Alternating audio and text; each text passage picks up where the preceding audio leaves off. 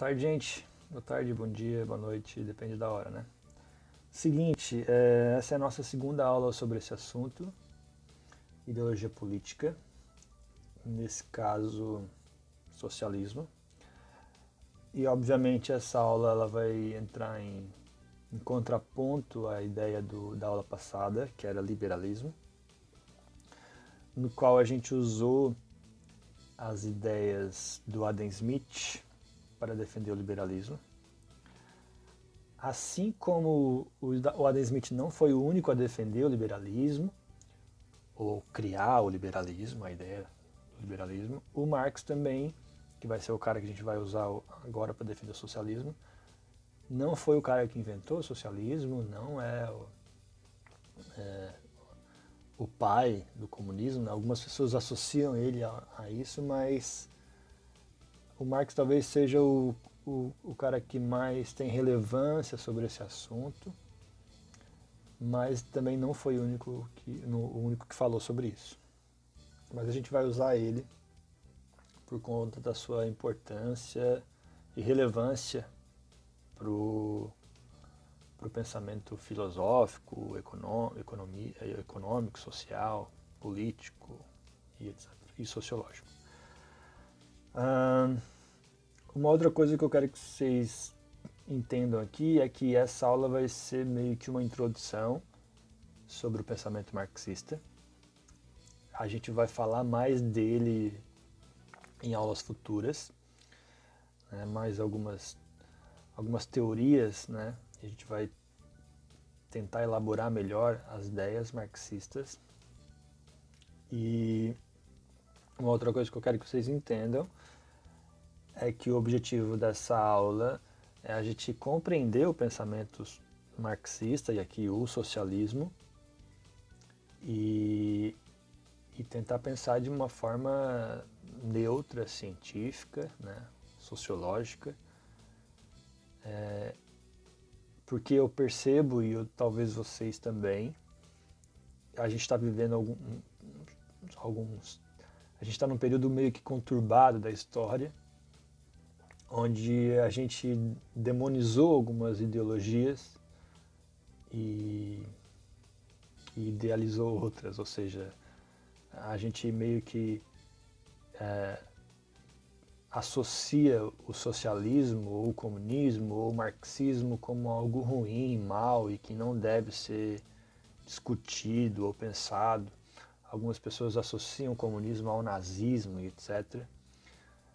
Coisa que na verdade são opostos na maioria das vezes, né, dos aspectos, ou até em todos. Mas a ideia é que vocês compreendam como que funciona o pensamento marxista e aqui o socialismo especificamente. Tá? Uma outra coisa que eu quero que vocês entendam do pensamento marxista é que o Marx principalmente faz uma crítica ao capitalismo. Pouco se fala do socialismo em si, pouco o Marx fala do socialismo. Na verdade, o Marx pensa o socialismo como uma consequência histórica, né, dos processos históricos que estão acontecendo, que vão acontecer. Na verdade, o socialismo e o comunismo são consequências da história. E o surgimento desse novo sistema econômico, ele é, segundo ele, inevitável, então isso vai acontecer. O objeto de estudo do Marx é principalmente o capitalismo, a crítica ao sistema capitalista, que vai ser assunto das nossas próximas aulas, inclusive. Né? A gente vai detalhar melhor isso. Então, beleza.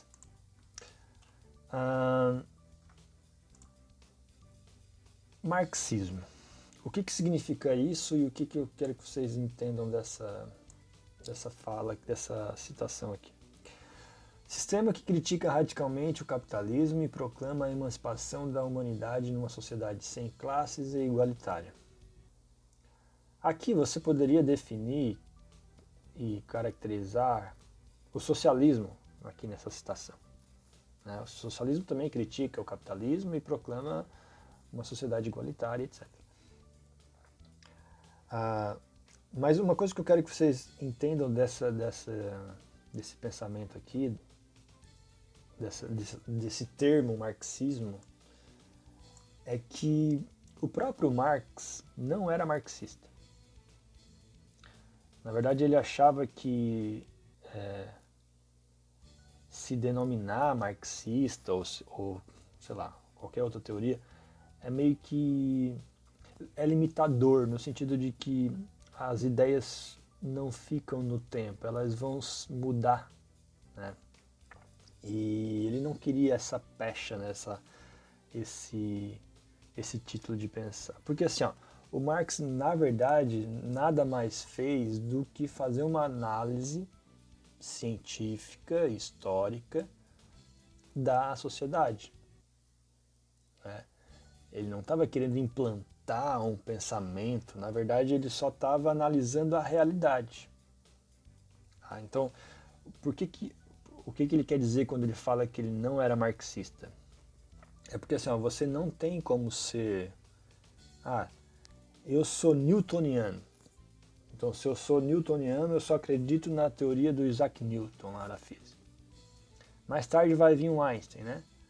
Então, não, o Einstein é o cara. Então, agora eu não sou mais newtoniano, eu sou einsteiniano.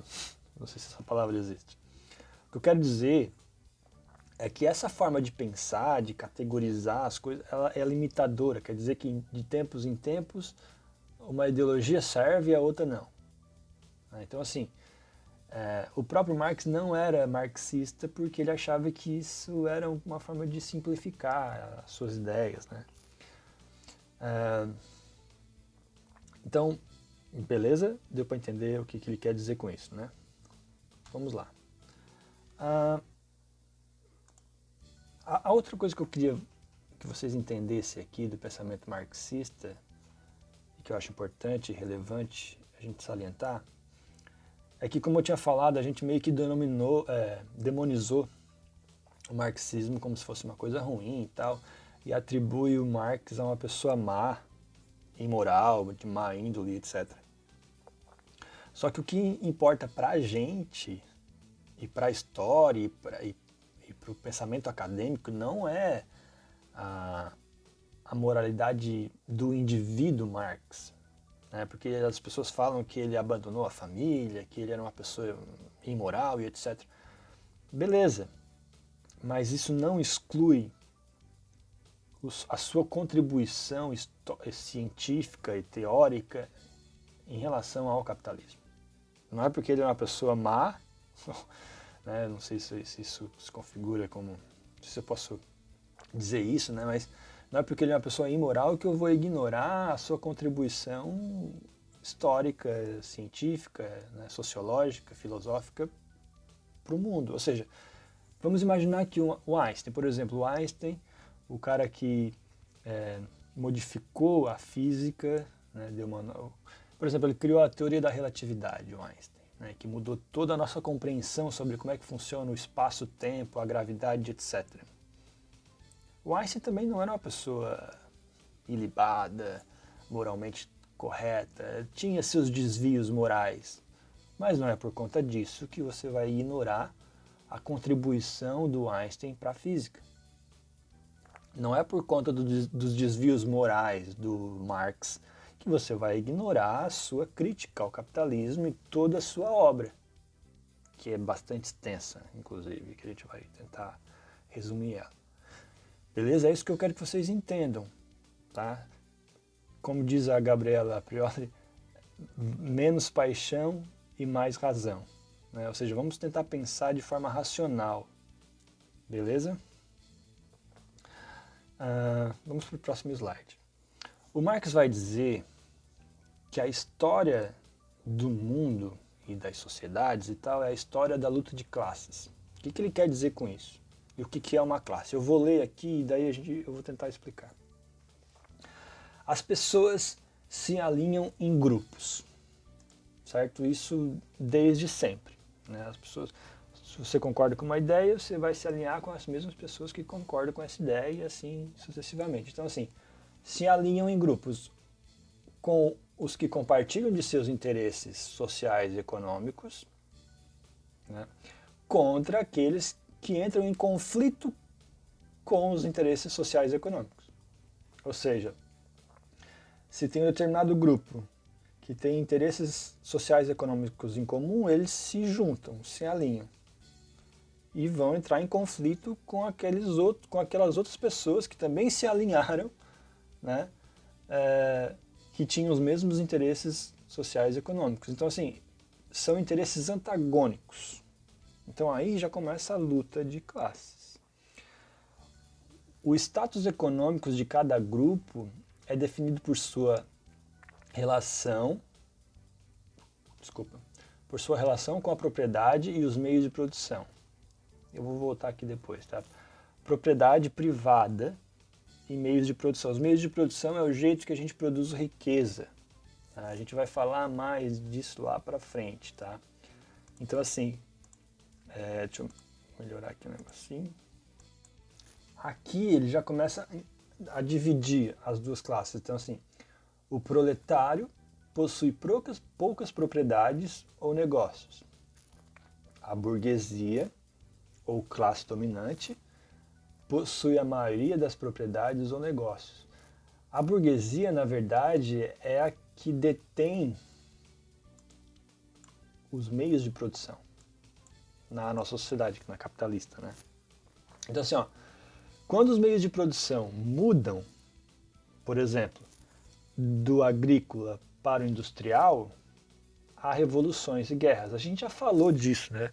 De como se deu essa mudança do sistema feudalista, sistema feudal para o sistema capitalista. Né? Ou seja, a Revolução Francesa, a Revolução Industrial, né? Antes, Revolução Industrial, a Revolução Francesa, que foram o ponto-chave, o estopim para o surgimento do capitalismo. Então, assim, a classe dominante é substituída por outra. Então, no sistema feudal a classe dominante era uma, no sistema capitalista a classe dominante é outra. Então, assim, a história é um registro dessa luta de classes e substituições. Então, a história da humanidade é a história da luta de classes. Beleza? Então, classe é quando esses grupos que têm os mesmos interesses se alinham, né, para defender os seus interesses e em contrapartida, entram em conflito com outras pessoas que têm outros interesses. Então, são interesses antagônicos que a gente chama, né, que são interesses distintos. Então, no capitalismo, e a gente já viu isso, né, existem os interesses da burguesia e os interesses do proletário, ou do proletariado. São interesses antagônicos. Então, o proletário vai se alinhar para defender os interesses deles e a burguesia para defender os interesses dela. Tá? E essa compreensão é o ponto-chave para uma coisa que a gente vai estudar lá para frente, que é a consciência de classe. Você entender em que classe você pertence e, obviamente, lutar pela classe que você pertence. Né? Então, assim, a história, como eu falei, é a história da luta de classes. Então, para o Marx, existem 6 estágios. O primeiro é o comunismo primitivo, o segundo o escravocrata, o feudalismo, o capitalismo, o socialismo e comunismo. Então, olha só. Isso aqui a gente pode também chamar de meio de produção. Feudalismo, comunismo, socialismo, escravocrata, ou seja, é o jeito como a gente produz riqueza ou se relaciona na sociedade. Deixa eu ver um negocinho aqui. Então, olha só. Segundo Marx, obviamente a gente está aqui, né? A gente está nesse estágio aqui. Nossa, que coisa feia. A gente está nesse estágio aqui. A gente já passou por esse, por esse, por esse e por esse. Como eu falei, o Marx apenas faz uma análise da história. Segundo ele, uma hora a gente vai partir para esse estágio e depois para esse. Se isso vai acontecer, eu não sei. Né? Na verdade, nem ele não sabe, né? Ele morreu antes da gente perceber essas mudanças que o capitalismo foi capaz de fazer, né? O capitalismo consegue se adaptar aos problemas, né, às crises e etc. Né? Se vocês analisarem de tempo em tempos, o capitalismo entra em crise mas por alguma razão ele consegue dar a volta e se adaptar e voltar. Por exemplo, nós estamos vivendo um momento de crise do capitalismo. As nossas visões de mundo estão mudando por conta dessa pandemia. Então, assim, a história, né, segundo Marx, vai passar por estágios. Né? Como eu falei, a história da humanidade é a história da luta de classes. Como eu falei, né, como o Marx falou. Né? Então, segundo ele, são 6 estágios. 1, 2, 3, 4, 5, 6. Comunismo primitivo, escravocrata, feudalismo, capitalismo, socialismo e comunismo. Então, segundo ele, a gente vai passar por esses estágios e é inevitável que a gente chegue nesses aqui. Obviamente você percebe que a gente está nesse estágio aqui, mas a gente já esteve no capitalismo, no comunismo primitivo, depois pelo imperialismo escravocrata, feudalismo e hoje capitalismo. Então, assim, o que seria o comunismo primitivo? Seria aquele sistema econômico tribal. Né? Você pode pensar no começo, quando a gente começou a se organizar em tribos, né? Um pouco mais para frente da Idade da Pedra, etc., onde a gente vivia sob a mesma economia, né? Tipo, existia lá 2 formas de trabalho, de meio de produção, que era a caça e a coleta, né? Então, assim, nesse estágio não havia desigualdade, era todo mundo igual, né? Não havia propriedade privada, né? Nem dos meios de produção, nem de terras. Então a propriedade era comum a todos, né? Por isso comunismo, né? Então havia uma igualdade política, social, etc. Obviamente que com o tempo iam surgir os caçadores, né, mais fortes, inteligentes, iam se tornar líderes, etc.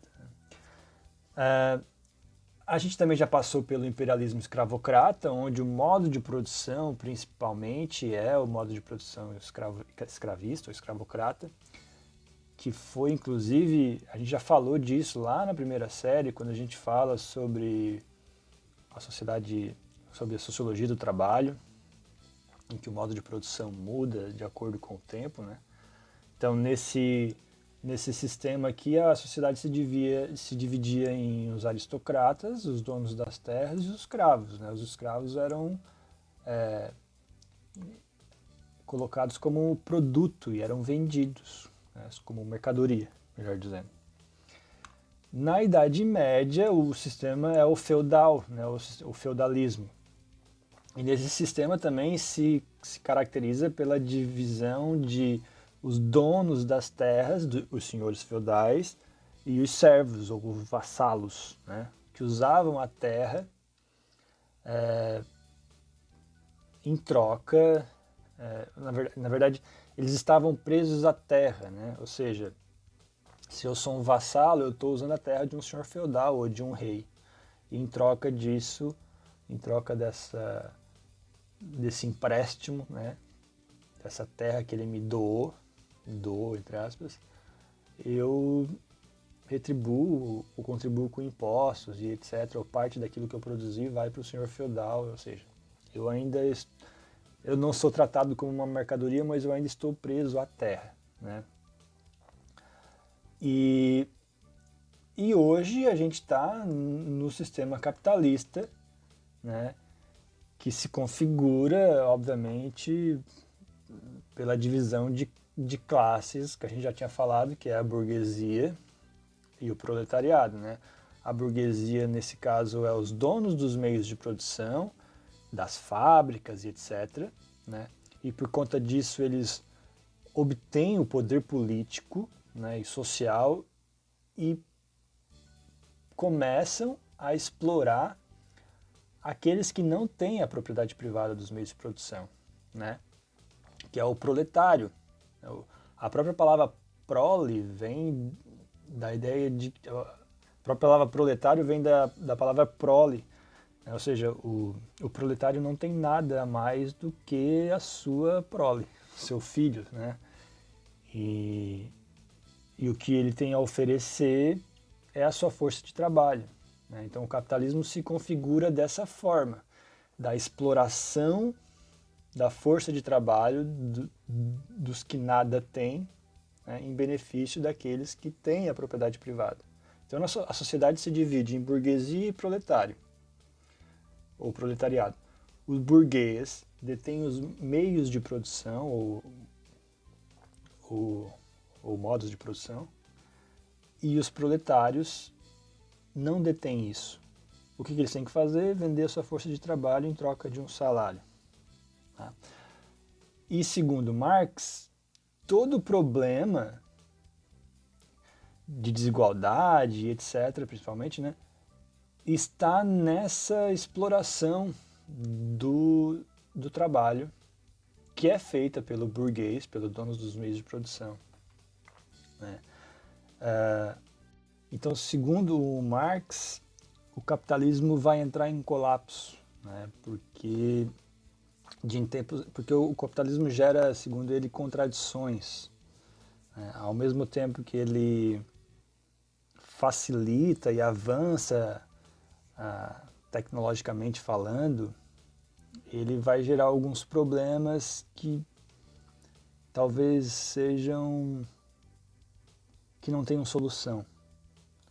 O próprio problema ambiental, né? Ou seja, esse modo como a gente pensa de consumo, né? Cada vez mais, consumir mais, ele é contraditório, porque se você parar para pensar, os recursos naturais são finitos, né?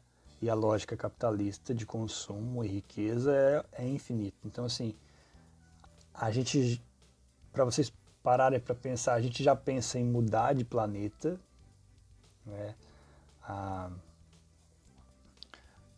Ou seja, a gente já está pensando em como colonizar Marte, mas a gente não consegue pensar uma forma de mudar o sistema capitalista para outro, né? Então a gente funciona meio que, eu não sei quem falou isso, né, mas a gente funciona meio que como se fosse uma praga, sabe? A gente consome todos os recursos naturais aqui desse planeta, vai para outro e assim sucessivamente. Ou a própria ideia do trabalho, né? Por exemplo, as coisas estão se tornando cada vez mais automatizadas, né? Os robôs, a inteligência artificial, o computador está substituindo o trabalho. Vai ter uma hora em que vai faltar mão de obra, né? Então as pessoas vão ser substituídas por máquinas. Isso já aconteceu, obviamente, na Revolução Industrial. Como eu falei, o capitalismo se adapta, né? Se transforma, etc. Mas será que até quando ele vai conseguir se transformar para continuar vivo, né? E isso já está acontecendo. Eu costumo dizer que alguns tipos de trabalhos vão sumir. Isso, né, é óbvio, a gente já está vendo na prática isso acontecer. Ele já morreu aí há 200 anos e a gente percebe agora que algumas coisas que ele falou lá, isso faz sentido. Esse próprio período que a gente está vivendo da pandemia, né, faz a gente rever alguns conceitos, né, consumo e etc., né, que a gente vai ver na próxima aula, né, mas parem para pensar que o que agora, sabe, aquela roupa nova que você comprou, aquele relógio novo que você, do que adianta agora? Você não pode sair para mostrar ele. Então, um dos princípios do capitalismo, que é o consumismo, né, e a diferenciação das pessoas pelas coisas, ela agora, nesse período que a gente está vivendo de pandemia, é irrelevante. Então, talvez esse seja mais uma das crises que o capitalismo fez surgir, né? Não, o capitalismo não é, não é consequência da pandemia, né? Não tem nada a ver uma coisa com a outra. Então, segundo Marx, a gente, uma hora, iria perceber essas contradições do capitalismo e a gente ia perceber que ou a gente muda ou a gente perece. Só que, segundo o Marx, a gente vai ter que, obviamente, ter essa consciência, que é o que ele falou de consciência de classe, né? E fazer com que a classe proletária, que é maioria, tome o poder. Né? Daí ele fala sobre ditadura do proletariado. Né? E daí quando se fala em ditadura, já pensa, mas olha só, a ditadura... mas a ditadura é da maioria.